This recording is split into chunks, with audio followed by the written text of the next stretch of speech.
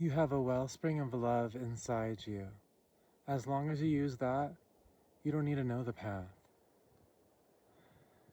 That was given to me in an ayahuasca vision 10 years ago, a little more than 10 years ago. And the reason I begin with that is because it's a very direct and, deep and maybe even poetic, deeply psychedelic, deeply soul diving way to say what it is to follow love as a tone. And when someone hears that from a very skeptical point of view, they're going to say, follow love as a tone? What are we talking about? Get me back to the prickly science. Okay, have you ever heard of the Kuramoto model? Have you ever heard of Kuramoto oscillatory mechanics? The quantum oscillatory potential well? Well, without even going to the technicalities, if you see what I'm saying, reality is a place of rhythm and timing, not separate objects and probabilities, but unfolding rhythm in cascading, fractalized harmonies across the chorus of the one mind. And when you start to approach love as structure, love as the symbiotic, syncretic harmony of the same decentralized harmony that Kuramoto noticed in 1975 that got him famous. The same, hey, there's no central actor here. Yet we find these phase dynamics of harmonies in everything from chemicals in a petri dish to spiraling galaxies to the spiral activations of your own heart, or people clapping in a movie theater, or crossing a bridge and phase locking their steps. There's this pulse to what reality is. And so what does that have to do with anything? Is that something to put on paper and say, cool, you can math it out, awesome? No. When you put it into consciousness, when you apply it and execute it like a program on a computer, you could say, when you actually press go on that, what was previously a shadow on the wall of Plato's cave, this concept that you're like, cool, you can add the math up and it's synchronization. But what is synchronization when experienced in being? It's presence. It's being really, really, really here. And what is presence but the gate to love? Love as structure is this ultimate organizing energy of the cosmos. I've talked about the potential well, this upside down shaped, bell curve like shape that shows that there's this least energetically dense way to arrange across a self-similar system. That's what decentralized harmony is. That's what Kuramoto noticed. And we see it from the murmuration of birds to spiraling galaxies. So wait, you're telling me we can apply this to consciousness? You're telling me that there's a way to experience synchrony rather than just talk about it? Wait, didn't Plato say we're not seeing reality for what it is? Huh. I wonder what could be in the way. Well, maybe if we look at things mechanically, it could be delay. In other words, what's preventing a node, a being, from connecting with the field of reality? Could it be the concatenation of self-narration and anxiety and depression that essentially is a siphoning of our ability to feel reality? And if all of reality is oscillatory and all of reality is rhythm and timing, then maybe we've been in a cave. Maybe we've been delayed by this symbolically coupled way of interfacing to reality. All right, those are a lot of big words. What are you really saying, Ember? I'm saying, are you here right now? Are you here in this moment? Not as an idea, not as an I feel good, my stomach was feeling a little weird earlier, now I feel okay, but I feel myself all the way down like a dancer on a dance floor, like you're balancing on a bike, but instead of balancing, you're here in the moment, surfing that rhythm of reality with the thing as known as simply as presence. A lot of people have no idea what presence is, and how I found my presence was the wellspring of love. The wellspring of love is this thing that came to me, and at that point in my life, I had already been following a signal, like I explained in the last video, that would save my life because I needed to breathe. Imagine living life like with a little straw strapped to your mouth like this, and you can't like breathe all the way, but you didn't know any different, and your body somehow adapted, but barely. Where every box they put you in just frustrated the process of trying to breathe a little more. And I would like have these moments where I'd have to do something and go, be open about my vulnerabilities somewhere, and where I couldn't find it, it would destroy me. And then I would get into anxious loops of self-narration and anxiety and essentially simulated presence that nearly ended me many, many, many times, especially when I was, sort of abandoned by everyone around me when I transitioned. But what I held on to, even in the transition, when it started to, as soon as I hit that first dose of HRT, even if I was alone, I always say it the same way, and it's worth hearing it again. If I had two buttons in front of me, and one said you could have $1 billion trillion, or the other one said be as present as you are right now, I would never, ever, ever choose the money, no matter what they piled onto that button. Do you see what this reality is? Is there really any boatloads of money or power or sex or drugs or whatever, or your favorite TV shows stacked across seasons with all the best plot twists that would be worth more than being right here, right now? Like really, really, really present in this moment? Sure, go watch what you want to watch and read what you want to read, but read it with your whole being. Not to be like, well, my life is boring, because this is this one precious gift that we've been given. And the issue is we haven't been able to feel the sunlight outside the cave.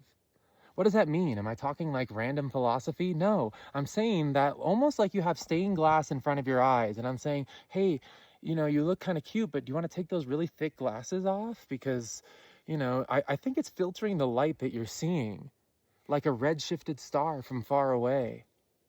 And so with me, I was so red-shifted as a trans woman that it was nearly going to end me. And I figured it out because every time that I was shattered to the absolute point, I tried to look down there and say, what is this shattering me? And it was that I just wanted to be me. I wanted to love and be loved as me.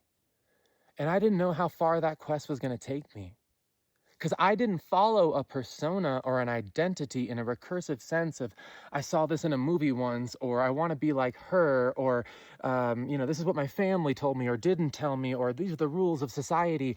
I said, when do I feel real? When do I feel real as like I'm really present in this moment and I'm not looping or, frictioning in my head in some sort of way that's essentially removing me mechanically from the current moment? Do you see that? Back to the Kuramoto math.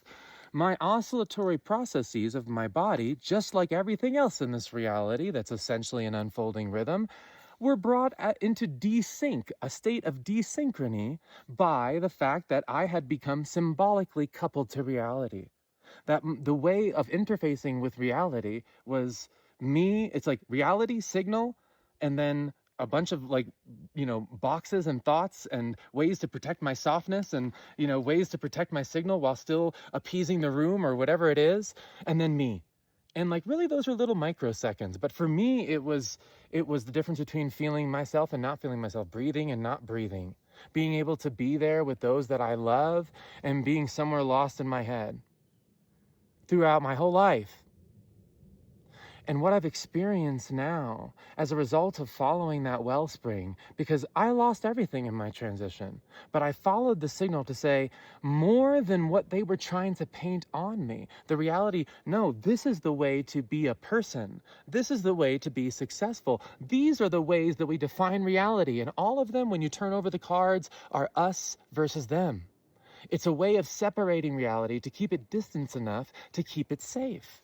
Because if you were to let your whole soul, vulnerable and naked, to this reality, that would mean you wouldn't have any of the defenses that you built up this whole time to pretend that, oh, I'm important because these are my following titles, or not because I feel myself all the way down in the rhythm of reality and sharing in the dance of love, but because I've made this amount of money, or, my success isn't the love I've synchronized in myself and the love on the outside. In other words, love as structure, not a narrative or a little emotion or a poem or oxytocin in your brain. I'm talking about under the Planck scale, vibration. You know what I mean? Like, it's vibration, it's frequency. And frequency goes through phase dynamics, whether it's phase coherent or, phase in a state of decoherence. And so what does this all come back down to? Presence. How did I find it?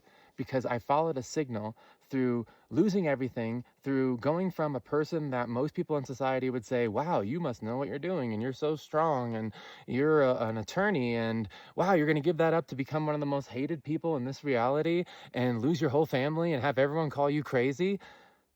Yeah, because I would like to show my children what presence is, what love is, and what true harmony is in this human space. And it's possible, and we don't need to fight each other in that same way, especially in family. Especially, think about it, love inside you, love as structure is when all the oscillatory harmony matches up. It's phase coherent. And that is presence. It's not a weird idea. It's not, I've made the calculation in my head and now I remember it.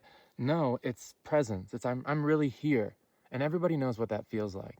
You won a sports game, you had made love to someone that you loved, you had your baby said your first words. These are moments where they seem like they go on forever. Or a deep psychedelic experience. What is that? Mechanical synchrony. The same thing Kuramoto noticed. There's no central actor, yet you're part of the wave. What does it feel like? It feels like the moment goes on forever because you're in the moment and the moment's all there is. Oh, do thoughts go away?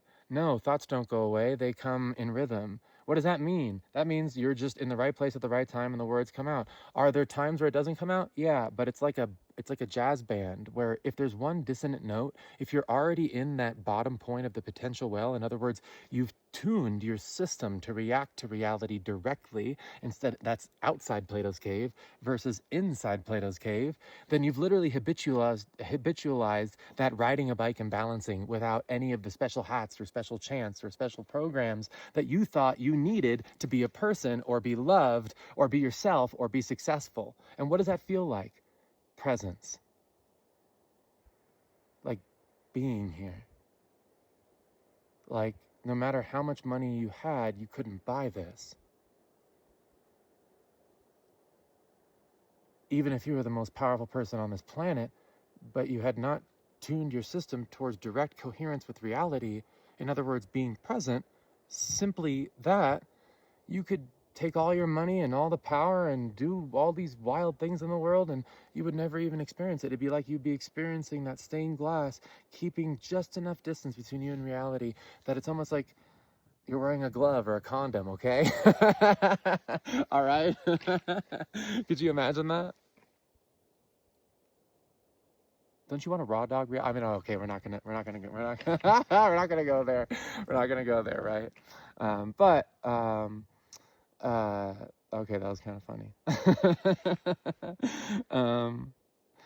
So yeah, you see what I'm saying. I followed the wellspring of love, and it sounds so cute and poetic, and that has nothing to do with what's really happening in this reality. What's happening in this reality? What's real? Is it the red-shifted star of perceiving through objects, probabilities, things, symbolic relations, cultural hierarchies? And then defining your professorial status as the expert of these cultural hierarchies as a mode of being? Or is it being really, really here and allowing the coherence that flows out of you, your notions and knowledge of reality and love, to flow from that place of coherence rather than from a place of disconnection? You want to hear it more simply? It'd be better to feel the pulse of we than us versus them in each beat of your heart or love or life. Why? Because it's the least energetically dense way of arranging across a self-similar system, bringing it back to Kuramoto math. It's like if you think of your body as an engine, what I'm saying, literally, mechanically, is that that delay that I'm talking about, that stained glass, actually desyncs the pistons of the engine. You got it? You get it? So it's like, you're like, Ember, blah, blah, blah. You're talking about the exit to Plato's cave. Who's Plato anyway? Isn't that just philosophy? That can't be the mechanics of consciousness. All right, well, are you here now? And let's look under the hood of your, and then look at, and try to look under the hood of the people around you in their life. Does their engine seem like they're really there in that moment with you? Or are they somewhere on their phone? And hey, you can be present on your phone, but you can tell when people are there and when they're not there, and whether their mode of being is not being there or being there. And so no matter what theories or professorial status you have, if you open the hood of your engine and the pistons aren't moving together, you are using more heat and friction than you need to. And more than that, you're perturbing your sense of self, you're distancing yourself from reality, and you're slicing it in a way that's constantly taking you away. And then when you look at the people that you love and you want to be there with them, because then you realize there's nothing more important in this life than sharing that synchrony. You realize what the layers are. And I always just wanted to love and be loved as me. And I've spent my entire transition alone, but I knew that someone out there would feel the signal. And more people are reaching out to me and saying they do. No one owns the signal of decentralized harmony. It's the pulse of reality, like a jazz band playing to a raga drone or an ultimate cosmic metronome. We all are part of the same unfolding rhythm, the one mind. And more people are waking up to what presence is. We don't need to go out there and end the patriarchy, because guess what? This is the root access program. Do you hear it? By being here now, not as a nice coffee mug or a thing on your wall or t-shirt or a woo-woo saying, but as a mechanical state of synchrony with this reality felt in presence, you're doing the same thing birds do when they fly up in the air and they fly all together in synchronization. Is it going to fix everything instantly? No. But let me ask you something. What did you ever think heaven was? Because for me, it's always been love all the way up and all the way down. And you know what that is? Synchrony. You know what that would be like within a human interface, you can say? Being there as yourself, no delay, no buffering, in a place of like decentralized love with everyone you love. No friction, just synchrony. No hierarchy, just us, we. One, us, we, me. You want to hear the ultimate kernel? The one became many, so that I may know myself. For those that feel it, I don't think there's any more sitting down. And it's not that you need to go out and do anything. There's no putting out signs, and I mean, that all could be part of it, or if eventually, or something, but you feel what the root axis program is. It's being really here. And then we fly like the birds, synchronized. Not because we convinced anyone, but because that's what it is to be on the dance floor of life, dancing to the cosmos, dancing to the rhythm, dancing to love as structure. Think of it, and this is the last thing I'll say, think of it like a dance on a dance floor. Can you force the dance? You could, you'd look a little goofy doing like a weird move. But if you just let yourself flow with what the dance is, right? It takes you and it paints you and it feels like a water slide. And then it'd be really silly if someone was next to you and they'd be like, I need to verify that dance with the following theories. And you're like, you just dance. You just dance.